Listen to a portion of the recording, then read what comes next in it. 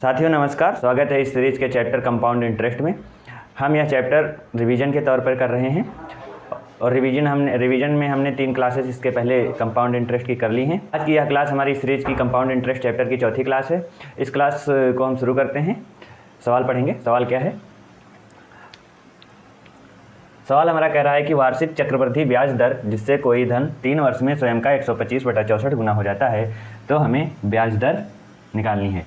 सवाल में हम ये देखेंगे कि कोई धनराशि 3 वर्ष में स्वयं का 125/64 गुना हो जाती है, मतलब 64 से वह 125 हो जाती है।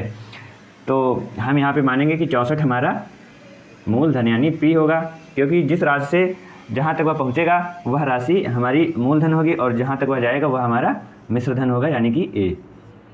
मिश्रधन हमारा 125 हो जाएगा और मूलधन हमारा 64 हो जाएगा। फॉर्मूला हम लोग जानते हैं कि चक्रवृद्धि ब्याज का क्या होता है, A बराबर P 1 + R/100 की पावर n। यहाँ पे n हमारा क्या दिया हुआ है, n R/100 की पावर t। t हमारा क्या दिया हुआ है, t इज 3 ईयर। राइट, इतना क्लियर हो गया होगा। अब आगे देखेंगे। सवाल में मान रखेंगे 125, A का मान रखेंगे 125 बराबर P का मान 64 रखेंगे। 1 + R हमको निकालनी है बटे 100 की पावर t की जगह 3 लिखेंगे। अब क्या करेंगे साथियों, बराबर 125 नीचे लिखेंगे 64 और इधर लिखेंगे 1 + R/100 की पावर 3। साथियों हम लोग जानते हैं कि अगर RHS का पावर का 3 जब LHS की साइड जाता है तो यहाँ पे क्यूब रूट चढ़ जाता है। तो आगे हम क्या लिखेंगे, 3 क्यूब रूट 125/64 = 1 + R/100 इतना लिखेंगे साथियों।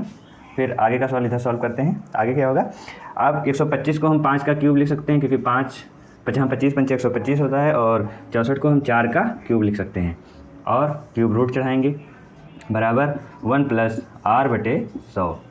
आगे क्या करेंगे साथियों, अब 3 क्यूब रूट को 3 से ये कट जाएगा, यहाँ पे बचेगा 5/4 बराबर 1 + R/100। 1 इधर आएगा तो ये 5/4 - 1 हो जाएगा R/100। अब इसको हल करेंगे, इसको सॉल्व करेंगे, 4 LCM आएगा तो 5 - 4 = R/100। यह आएगा 1/4 = R/100। अब इसको 100 को इधर करेंगे, गुणा में चला जाएगा तो 100/4 हो जाएगा। ये काट देंगे, ये आ जाएगा 25%।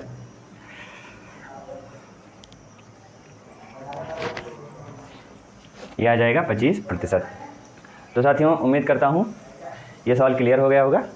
अब इसको एक बार आप दोबारा देख लेंगे, अगर समझ में नहीं आया तो वीडियो बैक करके देख लेंगे।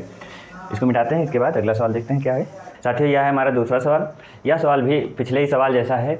सवाल क्या कह रहा है, सवाल को देखते हैं। इसमें भी हमको R का मान निकालना है, R का मान निकालना है, और चक्रवृद्धि ब्याज हमारा CI ईयरली रूप से लग रहा है।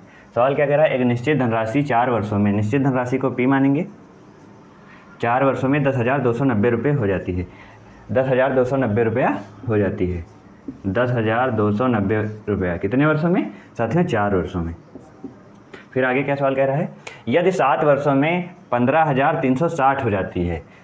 हमारी P राशि 4 वर्षों में 10,290 होती है और अगले 3 वर्षों में, 3 वर्ष क्यों लेंगे, क्योंकि सवाल कह रहा है 7 वर्षों में, तो 4 वर्ष ये और 3 वर्ष ये, 4 3 7 वर्ष हो जाएंगे। अगले 3 वर्षों में 15,360 हो जाती है। साथियों यहाँ पे समझेंगे कि साधारण ब्याज में हमारी दर सभी सालों के लिए समान होती है। वह दर सालों के परिवर्तन से बदलती नहीं है। तो जो दर हम 4 वर्षों में P से 10,290 पहुंचने में लगाएंगे, वही दर 10,290 से 3 वर्षों में 15,360 होने में लगेगी। तो साथियों हम दर यहाँ से निकाल लेते हैं। 10,290 से जितना ब्याज 15,360 होने में लगा है, उस ब्याज बटे मूलधन करके दर को निकालेंगे। पहले तो इसको काटेंगे, 0 से 0 जाएगा, ये काटेंगे 9 2 11 12, 3 से काटेंगे, 3 3 9, 1 3 12, 3 3 9, 343 हो गया। ये काटेंगे 3 5 15, 3 एकम 3, 3 दूनी 6, 512। अब साथियों क्या करेंगे, अब हम इसका 3 ईयर का है, 3 साल का, तो साथियों इसका क्यूब रूट ले लेंगे, क्यूब रूट। उम्मीद करता हूँ समझ में आ रहा होगा, इतना क्लियर हो गया होगा। क्यूब रूट से ये बन जाएगा 7, क्योंकि 7 का क्यूब रूट 343 होता है, और 512 8 का क्यूब रूट होता है। तो 8 के क्यूब रूट से ये क्यूब रूट कट जाएगा, बचेगा 8, और यहाँ पे 7 के क्यूब रूट से ये वाला क्यूब रूट कट जाएगा, बचेगा 7। अब साथियों देखेंगे 7 से ये हमारा 1 वर्ष का आ गया, 1 वर्ष का। 343 से 512 ये 3 वर्ष का था, इसलिए हमने 3 वर्ष को क्यूब रूट बना के और उसको काट के 1 वर्ष का निकाल लिए हैं। अब यहाँ से हम देखेंगे कि कितना ब्याज बना, 7 से 8 होने में प्लस 1 जुड़ा, ब्याज हमारा 1 हुआ और मूलधन हमारा 7 हुआ। तो ब्याज दर निकालने का क्या है कि ब्याज बटे मूलधन गुणे 100। अब इसको सॉल्व करेंगे, 100 बटे 7 हो जाएगा, तो 7 एकम 7, 3 बचा, 7 चौक 28, 2 बटा 7, तो ये माना जाएगा 14 सही 2 बटा 7% हमारी आर हो जाएगी। साथ में इतना क्लियर हो गया होगा। इसको मिटाते हैं, अगला सवाल देखेंगे।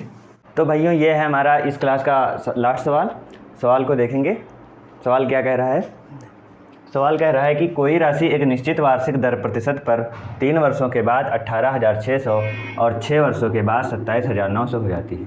जब ब्याज प्रतिवर्ष चक्रवृद्धि संयोजित किया जाता है तो राशि हमको पी का मान निकालना है। यहाँ पे साथियों सवाल देखेंगे कि कोई राशि एक निश्चित वार्षिक दर पर 3 वर्षों में, पी से 3 वर्षों में कितनी हो जाती है, 18,600, और 6 वर्षों के बाद वह 27,900 हो जाती है। मतलब पी से 3 वर्षों में 18,600 और अगले 3 वर्षों में तब जाके ये 6 वर्ष बनेंगे 27,900, 27,900 हो जाती है। जब ब्याज चक्रवृद्धि संयोजित किया जाता है तो राशि क्या होगी। साथियों यहाँ पे हम एक चीज़ आपको बताएंगे कि जब हमारे समयांतराल बराबर हों, तीनों राशियों के बीच समय का जो अंतर होता है वो बराबर हो, तो ब्याज का अनुपात हमारा बराबर होता है। कहने का मतलब है अगर पी का हम कुछ भी मान लेते हैं, जैसे कि 5/2 मान लें, पी का 5/2 अगर 18,600 हो रहा है, तो साथियों 18,600 का 5/2 ही 27,900 के बराबर होगा। मतलब जो ब्याज का अनुपात होगा वह दोनों में बराबर होगा। 5/2 ये क्या है, हमारा ब्याज का अनुपात। इसको मिटाते हैं, सवाल को देखते हैं कैसे लगेगा। इतना क्लियर हो गया होगा। ब्याज का अनुपात कैसे निकालेंगे। ब्याज का अनुपात निकालने के लिए हम 27,900 को ऊपर रखेंगे और 18,600 को नीचे रखेंगे। इसको काटेंगे, ये हमारा कटेगा 3 से कटेगा, 3 छक 18, 3 दूनी 6, 3 9 27, 3 3 9, ये कटेगा 31 से, 31 दूना 62 और 31 3 93, ये आया 3/2। तो साथियों ये हमारा अनुपात आया 3/2। इस अनुपात का क्या करेंगे साथियों, हम देखेंगे पी का 3/2, पी मीन्स हमारा मूलधन, मूलधन का 3/2 हमारा कितना होगा, 18,600 के बराबर। ये इक्वेशन बन गई, इसी से हम पी का मान निकालेंगे। और इसको सेटिस्फाई करने के लिए हम इधर भी रख के चेक कर लेते हैं। 18,600 का 3/2 बराबर होगा 27,900 के बराबर। तो इसको देखेंगे, काटेंगे इसको 2 से, 2 9 18 और 2 3 6, ये आया 9,300 का 3 से गुणा करेंगे, 3 3 9 और 9 त्रिक 27, 27,900। तो LHS बराबर RHS हो गया। अतः यह हमारा अनुपात बिल्कुल सही है। तो यहाँ पे भी काट के देख लेंगे, पी का मान निकालेंगे। पी से 2 उधर जाएगा, ये हो जाएगा 3600 और ये 6 से 1200, तो ये हो जाएगा 37,200 और ये 3 बटे में चला आएगा। इसको काटेंगे, 3 से एक बार कटेगा, 3 दूनी 6, 1 बचेगा, 3 चौको 12, 12,400। साथियों मूलधन हमारा कितना आया, 12,400। इतना क्लियर हो गया होगा। तो ये हमारे सवाल आज के ख़त्म होते हैं। ये हमारे रिवीजन के सवाल बहुत ही इम्पोर्टेंट सवाल हैं कंपाउंड इंटरेस्ट के रिवीजन के तौर पे। तो इसको मिटाते हैं। वीडियो देखने के लिए धन्यवाद। अगले वीडियो में पार्ट 5 पढ़ेंगे।